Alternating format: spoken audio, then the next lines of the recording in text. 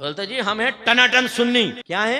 टनाटन सुन्नी। मैं हमेशा बड़ी आर्जी से हाथ जोड़कर अर्ज करता हूँ, बुरा नहीं मानिएगा, मैं कोई अपनी इल्मियत नहीं झाड़ रहा, खुदा की कसम नहीं, शऊर की बेदारी मत। आप में जो टनाटन सुन्नी बैठा हुआ है ना कि मैं टनाटन सुन्नी, अवाम की बात कर रहा हूँ, उलमा की नहीं। इज्तिमा खत्म हो जाए मेरे पास आइएगा, मैं ज़ुर्रियात अहले सुन्नत में से 3 क्वेश्चन आपसे करूंगा, उसके जवाब दे के बताइए। आप में से बहुत सौ को तो ये नहीं पता होगा कि ज़ुर्रियात अहले सुन्नत कहते किस, वो कौन कौन सी चीजें और ज़ुर्रियात अहले सुन्नत का मतलब क्या है।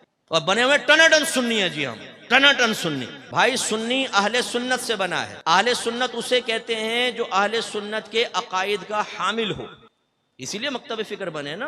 भाई शिया कौन है? जो अहले तशय्युअ के अकायद रखता है। देवबंदी कौन है? जो अहले देवबंद के अकायद रखता है। वहाबी कौन है? जो वहाबिया के अकायद रखता है। तो सुन्नी कौन है? जो सुन्नियों के अकायद रखता है। अकायद का ताल्लुक कहां से है?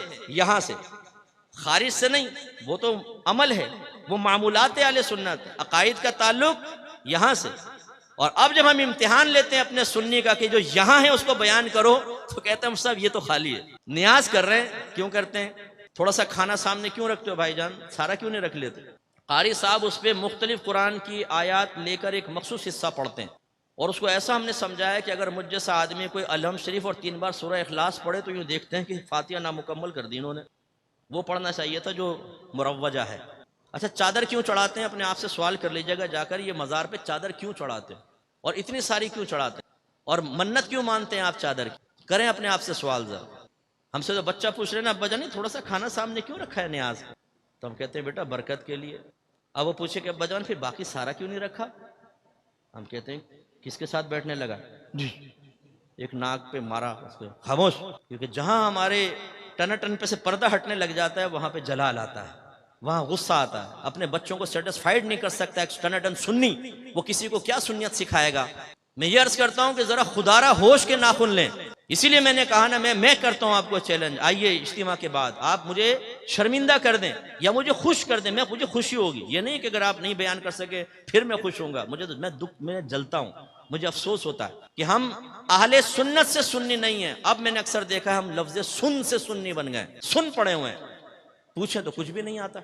अपनी वालदा से जाकर पूछ लीजिएगा, अम्मी हम न्याज क्यों करते हैं, कुंडों के न्याज क्यों करते हैं, मिट्टी के कुंडों में क्यों बनाते हैं, उसके लिए वो टिकियां क्यों बनाई जाती हैं, एक कमरे में क्यों खाते हैं, बीबी फातिमा के न्याज मर्द नहीं खाएगा क्यों? पूछिए जरा अपनी वालदा से, अपने वालिद से। उन बिचा वो कहेंगे बेटा हमारे तो बड़े ऐसे करते हैं, हम वही कर, हमारा ये है हमारी सुन्नियत। हालांकि अकीदे का ताल्लुक यहां से है, आपके जहन में होना चाहिए। आप माशाल्लाह हनफी हैं, मुकल्लिद, लेकिन अगर एक बच्चा हमसे पूछता है कि अब्बा जान ये तकलीद क्या होती है, इसकी मुझे तारीफ तो बताएं, शरई तारीफ, तो अब्बा जान तकलीद की सही शरई तारीफ नहीं बता सकता। अगर बच्चा कहे जी हमने आलिम से सुना है कि चारों इमाम हक हैं, इमाम आजम, इमाम शाफी, इमाम मालिक, इमाम अहमद बिन हम्बल, लेकिन हम सिर्फ इमाम आजम के पीछे क्यों चलते हैं, हम क्यों नहीं इमाम शाफी, इमाम मालिक के पीछे चलते हैं? तो अब्बा जान के पास माकूल जवाब नहीं होगा। और उसी अब्बा जान से पूछेंगे बताएं तकलीद शख्सी वाजिब है कि नहीं, इसका वजूब कहां से साबित है? क्या कुरान और हदीस से? नबी करीम के दौर में तो तकलीद शख्सी नहीं थी, तो ये कौन सा वाला वाजिब है, जो कुरान से साबित हुआ, जो हदीस से साबित हुआ, या नस्से मजहबी से साबित होने वाला? कौन सा वाला? ओ हमारी जाने वाला नस्से मजहबी। ये मुझसे नया नया नाम सुना है, पता नहीं कहां कहां से चीजें निकाल के लेकर आ रहे हैं। अब इसी तरह जुमे की नमाज के बाद बच्चा पूछ ले, अब्बा जान हम क्यों हाथ बांध के खड़े होकर इज्तिमाई तौर पे उर्दू में सलातो सलाम पढ़ते हैं, क्यों, क्या इसकी शरई हैसियत है? तो अब्बा जान सिर्फ यहाँ से हाथ निकाल के कान पकड़ के यूं झटका देगा जोर से। हाँ भाई बताओ, जवाब दें उसको। आप नहीं समझाएंगे तो कौन समझाएगा? क्यों करते हैं आप ऐसा? समझाएं आप। जो आप कर रहे हैं, मैं ये नहीं कह रहा हूं कि वो गलत है, मैं ये कह रहा हूं क्यों कर रहे हैं ये आपको मालूम होना चाहिए। जो नजरिया है आपका, अकीदा है, उसके बारे में आपको मालूमात होनी चाहिए। क्या नबी करीम सल्लल्लाहु अलैहि वसल्लम को आलिमुल गैब कह सकते हैं? आलिम माने जानने वाला, गैब माने गैब, गैब का जानने वाला। आप कहेंगे आम आदमी कहेगा कह सकते हैं, लेकिन याद रखें कि मानी समझते हुए नबी करीम को आलिमुल गैब कहा तो दायरे इस्लाम से खारिज हो जाएंगे। कौन सा माना समझते हुए? कि लफ्ज़ आलिमुल गैब एक मखसूस टर्म है, ये उस जात के लिए इस्तेमाल होगी जिसके पास इल्म गैब जाती हो, अताई ना हो। तो आलिमुल गैब हकीकतन अल्लाह, अल्लाह तबारक व तआला। नबी करीम सल्लल्लाहु अलैहि वसल्लम को इल्म गैब दिया गया, लेकिन लफ्ज़ आलिमुल गैब उस जात के लिए इस्तेमाल होता है शरई इस्तिलाह में जिसके पास इल्म गैब जाती है। मैं एक जगह बयान करके बाहर निकला तो एक साहब आ गए, वो एक मखसूस जमात से उनका ताल्लुक था। उन्होंने कहा कि आपने भी बयान किया तो उसमें ऐसी अपने हदीसें बयान की जिससे ऐसा लगता है कि नबी करीम सल्लल्लाहु अलैहि वसल्लम को इल्म गैब हासिल था। मैंने कहा जी। कहने लगा मेरे पास दलाइल हैं कि आपको इल्म गैब हासिल नहीं था। उसने एक डायरी खोली, उसमें आयात हदीसें बहुत सारी।